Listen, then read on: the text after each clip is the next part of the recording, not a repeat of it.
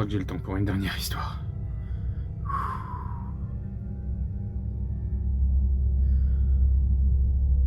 C'est parti. Tout ça se passe en 1981, année de sortie du film Evil Dead.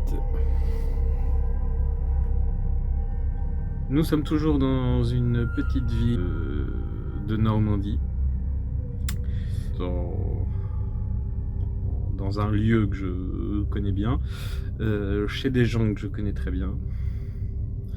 Donc c'est une source sûre. Nous sommes dans une famille, dans une maison bourgeoise. La maison est très grande. Il y a le père qui est au travail sur Paris toute la semaine. Du coup, il ne nous intéresse pas, il ne sera jamais dans l'histoire. La mère qui est mère au foyer, qui nous intéresse beaucoup, qui sera tout le temps là. La fille aînée qui est grande et donc qui est très rarement à la maison, qui ne nous intéressera pas, ne sera pas dans l'histoire. Et enfin la jeune fille qui a 14 ans, qui elle nous intéresse grandement puisque c'est le personnage principal de cette histoire.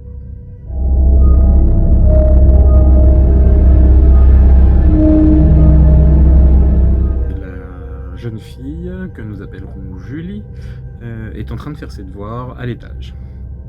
La maman est dans la cuisine en train de faire à manger et Julie, on entend qu'on l'appelle. Julie. Elle n'est pas bien sûre, la voix était bizarre et surtout ça avait l'air d'appeler de très loin. Si j'ai dû rêver. Elle continue ses devoirs. Quelques minutes après, elle entend plus clairement qu'on l'appelle. Julie. Elle se dit, bon bah là c'est sûr, on m'appelle. Elle descend, elle traverse le salon, la salle à manger, elle arrive dans le hall d'entrée, là où il y a la cuisine, la porte d'entrée des toilettes, la porte de la cave et la porte du couloir qui mène aux chambres de la maman et du papa, de la salle de bain et d'une autre chambre. Elle arrive voir sa mère et elle dit oui, tu m'as appelé. Ils étaient que toutes les deux dans la maison. Et la maman, Pascal, dit bah non, pas du tout, je t'ai pas appelé. Je suis en train de faire à manger. D'ailleurs, on va bientôt manger, donc c'est très bien que tu sois là. Ah bah c'est bizarre, je suis persuadé d'avoir entendu que tu m'as appelé. Bah non, désolé. Puisque t'es là, mets la table.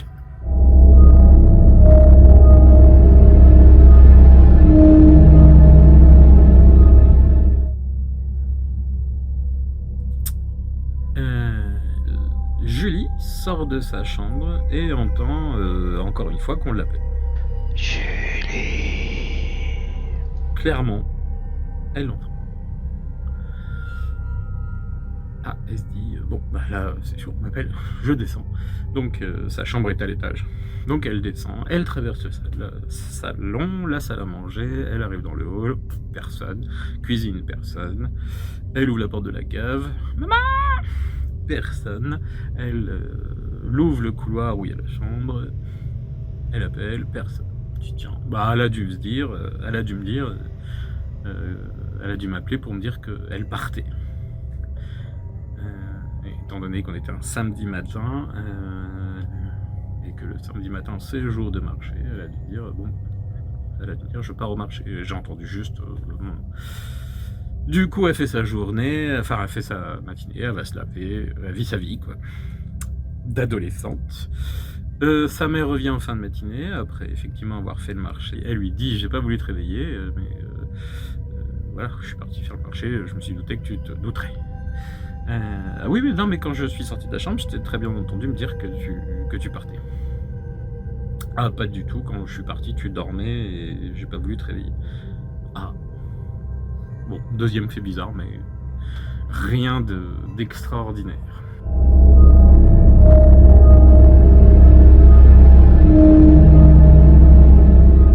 Julie est encore à l'étage, en train de faire ses devoirs, et elle entend clairement qu'on l'appelle. Julie. mais ça lui rappelle vraiment quand on l'avait appelée la dernière fois, elle se dit: «Oh là!» Donc elle appelle sa mère pour lui demander si, si elle l'avait appelé et pas de réponse. Ouais, elle se dit: «Ah, je vais voir quand même, on sait jamais qu'il y a un truc en bas». Donc elle descend, elle retraverse le salon, la salle à manger, elle arrive dans le hall et dans le hall, la porte de la cave est ouverte.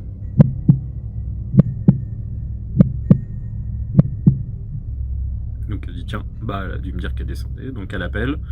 Elle voit qu'il fait tout noir, donc c'est que la porte, parce que là, on peut traverser la cave et aller dans le jardin derrière la maison par la cave. Mais quand on fait ça, la porte de la cave reste ouverte, sinon tu peux plus rentrer. Et la cave est éclairée. Sauf que là, la cave est toujours noire, donc c'est qu'il y a personne qui est parti dans le jardin. Donc elle appelle, personne répond. Bon, elle referme la porte de la cave. Cette porte reste fermée tout le temps, puisque direct après la porte, c'est l'accès aux escaliers, et ils sont dangereux, ça fait un quart tournant. Ça part vers les chambres, au-dessus du couloir. Et du coup, elle referme cette porte de cave qui doit toujours être fermée. Pas à clé, ça ferme pas à clé, mais dans cette maison, la porte est fermée. Et du coup, elle ouvre la porte du couloir, va voir dans la chambre de sa mère, et effectivement, sa mère est là en train de ranger. Et elle lui dit bah, tu m'as appelé? Ah non, pas du tout. J'étais en train de finir de ranger le linge, je t'ai pas appelé. Oh, c'est bizarre quand même, j'arrête pas d'entendre qu'on m'appelle et tu m'appelles jamais. Donc très bizarre dans la tête de Julie. Pascal qui commence à avoir des doutes. On se dit: oh bah, ma fille deviendrait-elle folle?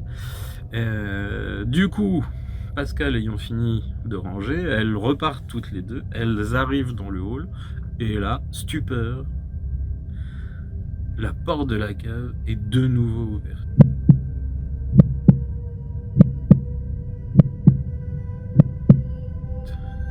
Donc Pascal dit: bah, c'est toi qui as ouvert la porte? Elle dit: non, quand je suis arrivé, elle était ouverte, je l'ai refermée, et là elle est de nouveau ouverte, mais moi je l'ai refermée. Donc elles se sont senties oppressées en quelques secondes. La porte qui paraissait, alors ça a paru plus bizarre à Julie qu'à Pascal, mais déjà Pascal n'a pas aimé avec tout ce qui vient de se passer, mais à Julie encore plus, parce qu'elle est sûre d'avoir fermé la porte, donc Julie a trouvé ça très très bizarre.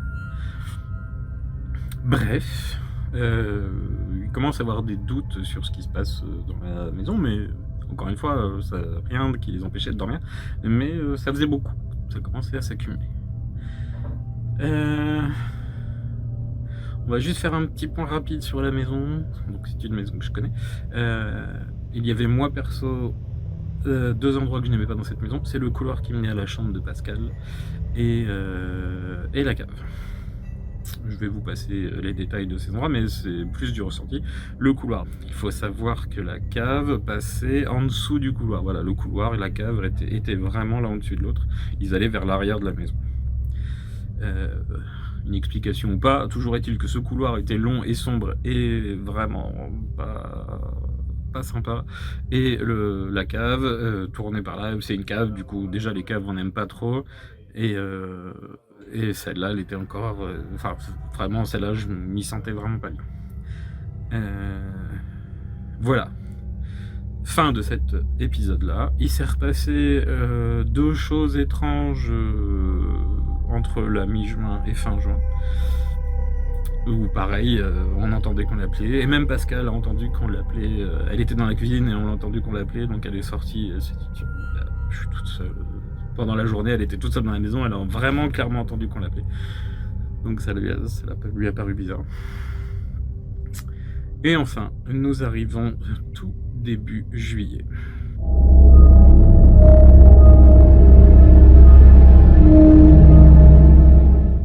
C'était un samedi matin. Joël et Pascal déjeunent ensemble. Elles sont toutes les deux. Le mari allait rentrer. Elle déjeune. Pascal dit qu'il fallait qu'elle aille dans le jardin étendre du linge. Il faisait très beau. Et Julie dit bah moi je vais me laver après le petit déjeuner. Donc Pascal récupère le linge et sort, et Julie prend ses affaires et va dans la douche. Au bout de quelques minutes, Julie dans la douche entend très clairement, donc la salle de bain est au bout du grand couloir près de la chambre de Pascal, hein, le couloir pas cool. Et Julie entend très clairement qu'on l'appelle, mais avec une voix d'urgence. En stress, elle se dit waouh, maman, elle a un problème. À tous les coups, elle a voulu descendre par la cave et elle s'est vautrée dans les escaliers. Un truc comme ça. Bref, elle sort en 4ème vitesse. Elle met vite fait 2-3 trucs sur elle, histoire de pas sortir à poil. Et elle court, elle traverse le couloir, elle arrive dans le hall, pas manqué, la porte de la cave est grande ouverte. Elle regarde en bas et effectivement, il y a de la lumière, ça veut dire que quelqu'un est bien passé par là pour sortir dans le jardin. Elle descend les escaliers 4 à 4 et elle sent comme une pesanteur dans la cave. Elle arrive au milieu de la cave, elle se fige, elle sent comme une main sur son épaule et elle entend « Julie, je m'ennuie ». Elle se retourne doucement, mais déjà elle est prise d'angoisse, elle ne reconnaît pas la voix. Et elle se retourne et la personne. Elle hurle de tout ce qu'elle a au fond d'elle. Elle sort dans le jardin derrière, elle retrouve sa mère, elle se jette dans ses bras. Le fin mot de l'histoire, en fait on nous a expliqué que le jour de la naissance de Julie, le papa de Pascal, donc le grand-père de Julie, s'était suicidé dans la cave de cette maison.